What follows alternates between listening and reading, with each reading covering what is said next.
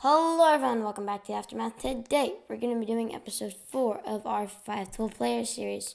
Now in this episode we're going to be doing batting average and we're going to be going over the top 20 players and their batting averages, but there's going to be a little more than 20 players because some of them have the same average. Now, with that being said, let's hop right into it. Now, if you don't know what batting average is, I'll go over it super quickly. It's basically the amount of at-bats by the amount of times you've got on base or hit a home run, and it's just the average of those two, and it usually comes out to about 350 to 200 and above, but unless it's a pitcher, then it's really low. All right, so now that I said that, we can hop right into the top 20. Coming in at number 1 from the Chicago White Sox is Tim Anderson. He had a .335 batting average last season. Now, that is the best in all of the MLB last season. He plays shortstop, and I would definitely say he's an up-and-coming player, a young star for sure. And the Chicago White Sox are very lucky to have him on their team. Coming in at number 2, definitely one of the players in the All-Star race last year against Cody Bellinger in the NL race has got to be Christian Yelich. He had a .329, pretty close to Tim Anderson, almost number 1 in the MLB. But he got quite a few more home runs than Tim Anderson last year. So that's going to be number 2. Now the second player at the number 2 spot is going to be Ketel Marte. Now Ketel Marte last season had a .329 batting average last season. So for the Arizona Diamondbacks, playing around some positions in the outfield, second base and shortstop. So he was really an all-around good player, and definitely a great player for the Arizona Diamondbacks. Coming in at number 4 is DJ LeMahieu, the second baseman from the New York Yankees. Last season, he had a .327 batting average. I would say that's pretty good. By pretty good, I mean that's top 4 in all of the MLB, so that's really good. And I think for a second baseman, that's also really good. All right, moving in at number 5, the new addition to the Angels, but last season he played for the Nationals, and that's going to be Anthony Rendon, third baseman. He's a really good player, definitely a great offseason pickup by the Angels here. He had a pretty good average last season with a .318 average, and definitely one of the big parts of that 2019 Nationals franchise. And going all the way last season, that was pretty impressive to see that, and I think Anthony Rendon was a big part of that. Coming in at number 6 is going to be the second baseman from the New York Mets, is going to be Jeff McNeil. Now, both second basemen in New York make the top 10, make the top 6 actually, so that's pretty interesting. But Jeff McNeil last season had also a .315 average, so that is pretty good there. Definitely really good. I think that Jeff McNeil had a great season last year, pretty phenomenal player, and that's going to go to the number 6 spot. Coming up at number 7, hitting a .315 as well, is going to be Nolan Arenado. Now, Nolan Arenado is a third baseman from the Colorado Rockies. He's a power hitter. He's got great fielding. He is an all-around really great player. He does not have very great speed, but he can. It really depends. He's not the slowest, but not the fastest as well.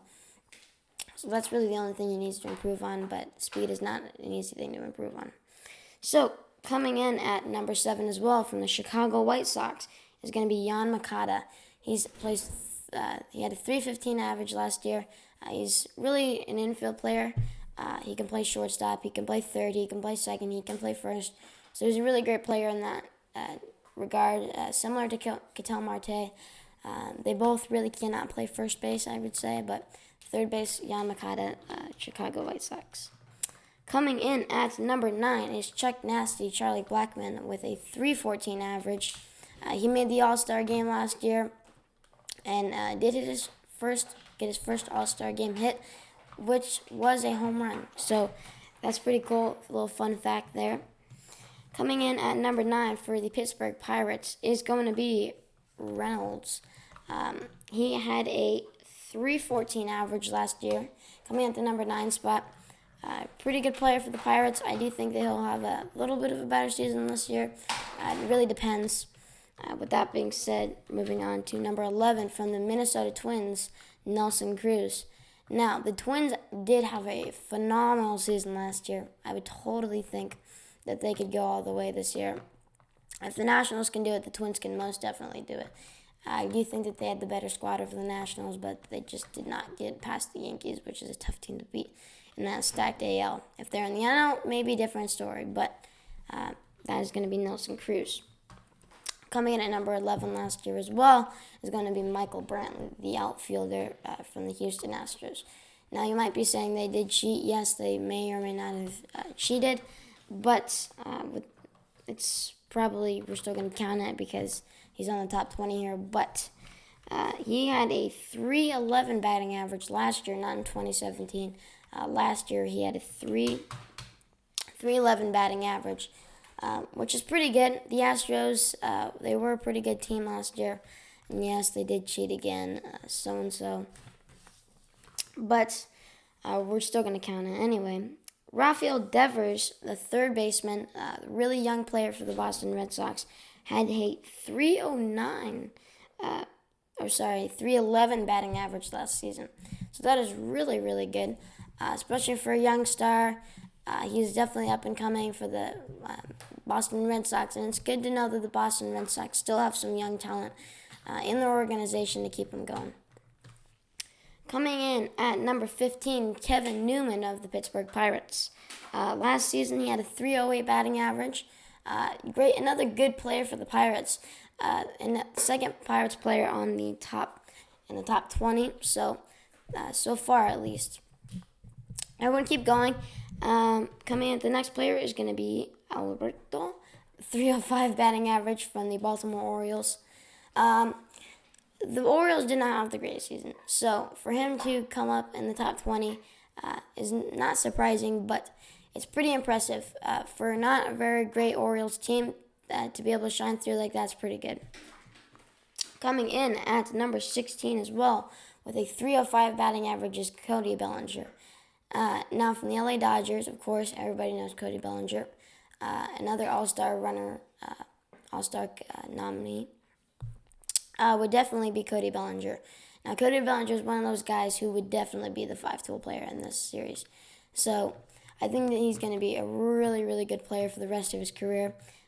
He did not have a fluke 2017 as rookie season, but he's going to be really good for the LA Dodgers to continue going forward. Coming in at number 18 is Javi Martinez of the Boston Red Sox. Coming in with a 304 batting average. He's a pretty good player for the Red Sox. I wouldn't say he would make the same season as he did last year, but with this upcoming season, not knowing when that might be around the corner, I would definitely say that he might not have as great of a season. Coming in at number 19 from the Kansas City Royals, Whit Merrifield, the second baseman and outfielder, who can really play anywhere you need him to. He's a phenomenal player. He's going to be great for the Kansas City Royals for the rest of their season and the rest of his career. I think that he's going to be a lifer there, honestly. I know that's really early to say that, but I do think he will. And this is probably his best season so far in his career. Looking forward to see what else he does in his career, and I'm very excited to see that. Coming in at number 20 to top off this list is going to be Jose Altuve. Again, another player who cheated for the Astros. Still going to count it, though. Just coming in at second base. Yes, he was a cheater. Very clutch, though. Buzzers and all, but we're going to move on from that. He had a 298 average, so just below 298. Coming in at number 20 is going to be Trey Turner. Trey Turner, the burner, the speedster. Probably the fourth fastest player in all of MLB, according to StatCast. Behind a few other players who may or may not be lefties. But I would say he's the fastest right-handed player of all. He had a 298 batting average last season, which I think is pretty good. For a speedster, shortstop, I do think he does not have very many home runs, period. He probably hit 10 or 15 home runs last season, and that's really all. But for a speedy shortstop, definitely I think he should be an all-star player, but he has not made an all-star game yet in his career. All right, and the final player of this is going to be Yuli Gurriel, the first baseman from the Houston Astros. Now, another Astros player with a 298 average. Again, they cheated, and we're still going to count that. But I do think that he'll be a better player if he decides not to cheat. I'm curious to see what they'll do. Now, with that being said, that's going to conclude today's video. If you did like it, please hit the like button. If you like all my videos, please consider subscribing.